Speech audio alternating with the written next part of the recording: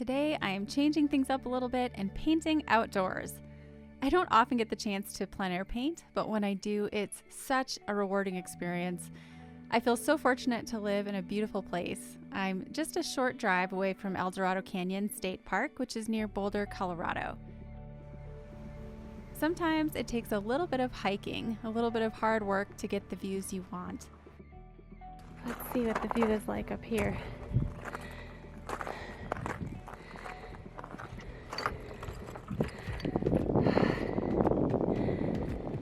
Not too bad. This will be a good painting spot. Right there on that rock in the shade. That's where I'm going to set up. I only hiked about a mile to get to this little overlook. It was sunny and 70 degrees Fahrenheit, but still lots of snowpack on the ground. Just a few weeks earlier, Colorado had gotten the 4th largest snowfall in the state's history. Now, a few musts when painting outdoors. Bring sunscreen. If I hadn't slathered on the sunscreen ahead of time, I definitely would have gotten toasted. Bring lots of water. You want to stay hydrated, and if you're watercolor painting like I was, water is kind of an essential ingredient. Bring a travel easel. So for quite a few years, whenever I plein air painted, I just used a small 4x4-inch travel journal, and I had it on my lap while I was painting. There's nothing wrong with this. I mean, it's lightweight and easy to pack, but if you're in a more rugged place with only rocks or the ground to sit on, it can get really uncomfortable after just a few minutes. I recently invested in a Yugo tripod and a New Wave 6x8-inch travel easel, and it is so easy to set up and take down. It's lightweight, and it makes painting outdoors so much more comfortable. You also have a better perspective of what you're trying to paint when your paper or canvas is upright instead of on your lap. Make sure you pack a pencil, brushes, and paints, a water jar, and a towel for blotting, all your usual essentials for painting. For this excursion, I used my Schmincke set of 12 pan paints. It's conveniently small, and the metal tin actually sticks to the magnet on my easel, so I don't have to worry about my paints getting flung aside or falling down. My brushes are my favorite. This is my Richest & Gray Matters Water Media Travel set, and I've used this for literally every plein air painting I've ever done. I also love my Faber-Castell collapsible rubber water jar. The paper you choose can actually help determine what you paint. Now, since my paper that I brought along was a 9x4-inch block, this oblong aspect ratio really forced me to look around for a composition that would fit my paper. I chose to do a vertical composition of these rocky cliffs surrounding the canyon. I was especially attracted to the interesting light and shadow shapes.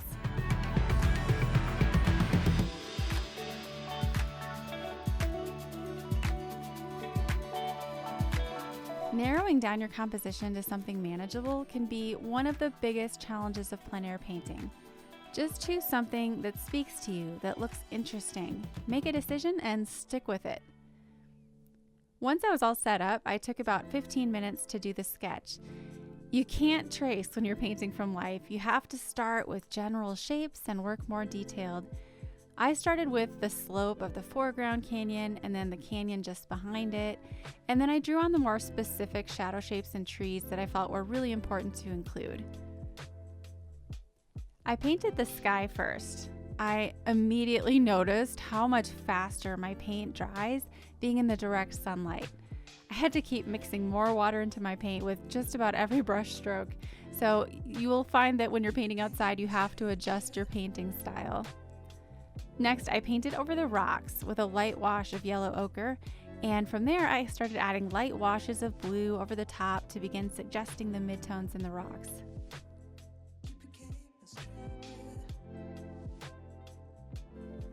To create the dark shadow shapes, I mixed up blue and sepia and really slowed down just to get accurate shapes.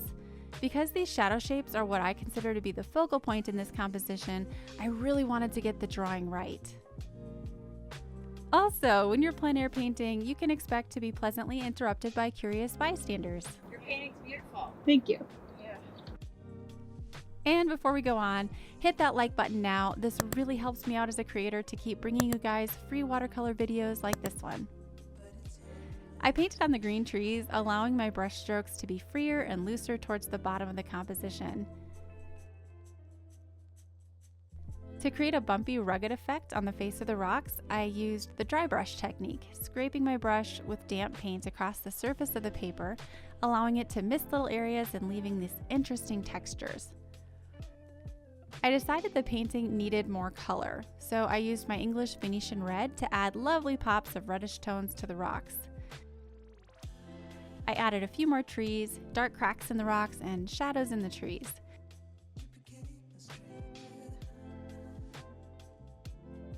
Then the very last thing I did was to apply water to the sky again. I was kind of unhappy with my initial wash, so I gently scrubbed the paint to even out my flat blue wash, and then I used a little lifting technique to remove some paint in the shape of a couple little clouds. If you've never tried plein air painting, I hope you guys feel inspired to give it a go. The benefits are many. You learn to make more accurate judgments about light and color. You're forced to simplify. You learn to sketch and paint in shorter amounts of time, and you feel a greater connection to your subject matter. Also, you have a story to tell about your painting, so how cool is that? All of this while enjoying the great outdoors and getting some vitamin D. This video was a total blast to make. Let me know in the comments if you'd like to see more outdoor painting videos. Thanks for watching, and I'll see you soon.